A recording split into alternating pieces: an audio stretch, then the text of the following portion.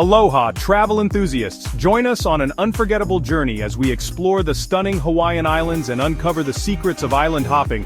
Buckle up for an eye-opening ride with whizzy facts.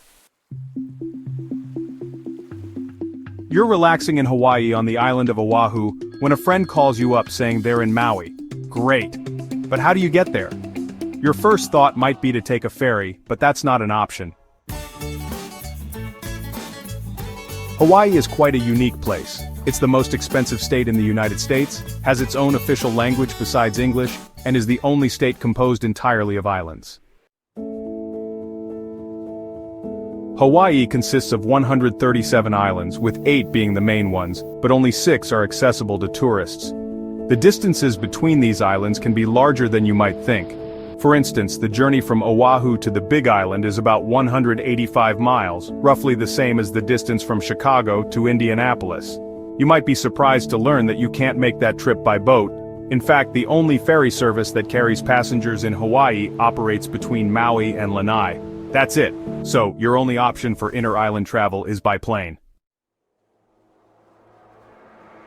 This is somewhat surprising, especially given the high number of tourists visiting Hawaii each year. Tourism is a major driver of the state's economy, with over 6 million visitors enjoying its stunning beaches in the first 8 months of 2024 alone. You would think Hawaii would establish a robust ferry system to facilitate travel for visitors, similar to what exists in Greece, which could further enhance tourism and boost the economy. However, local authorities and private companies are well aware of this, and have attempted to implement ferry services in the past. Ferries were a common mode of transportation in Hawaii from the 19th century until the 1950s. Since then, there have been several attempts to reintroduce ferry services, but unfortunately, they have all failed. One of the most notable efforts was the Hawaii Super Ferry, which aimed to provide a fast and affordable boat service between the islands. It could accommodate nearly 900 passengers and even allowed them to bring their cars. The trial run began in 2007, generating excitement, but it quickly turned into a disaster. Numerous legal and environmental issues arose, particularly concerns about the impact on marine life, especially whales. The courts ruled that the ferry had not undergone the necessary environmental reviews, leading to significant complications. By 2009, after numerous protests and setbacks, the service was shut down. If a similar project arises in the future, it is likely to face the same fate, and there are several reasons for this. First, let's discuss Hawaii's challenging waters. They are deep and turbulent. Take the Alenoi Channel, for example, which is a 30-mile stretch separating Maui from the Big Island. Its name translates to Great Billow Smashing Channel, and it lives up to that reputation, being over 6,000 feet deep and one of the most perilous stretches of water on the planet. The winds in that area are also extremely strong, making it the fastest in Hawaii's coastal waters. The entire region is frequently affected by storms from the Pacific, resulting in large waves crashing onto the islands and creating rough, unpredictable waters. Swells can come from multiple directions, making the sea quite choppy. For someone unaccustomed to ferry rides, this would certainly be uncomfortable, to say the least.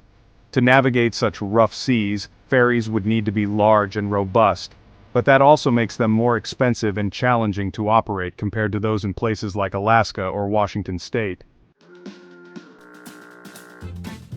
Another significant challenge in establishing a ferry system today relates to marine life. A large vessel moving through shallower waters during docking could severely harm the local ecosystem. Additionally, the sea routes often coincide with the migration paths of various marine animals, such as humpback whales.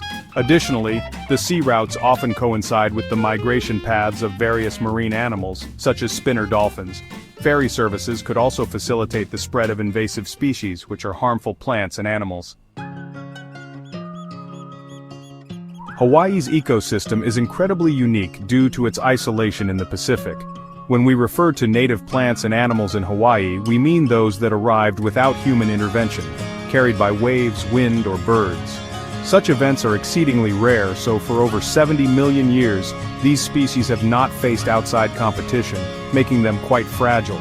The introduction of new species can pose significant threats to the environment.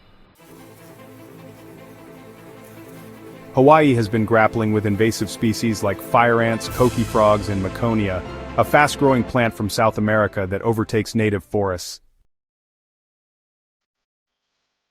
Residents are concerned that ferries, which transport cars and cargo between islands, could inadvertently spread these invaders even further.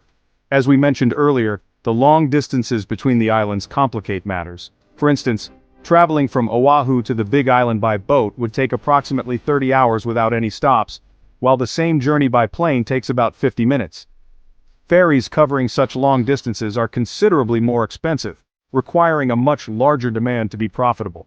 Moreover, the state lacks the necessary infrastructure such as sufficient ports and terminals to support ferry operations, making the establishment of new routes nearly impossible.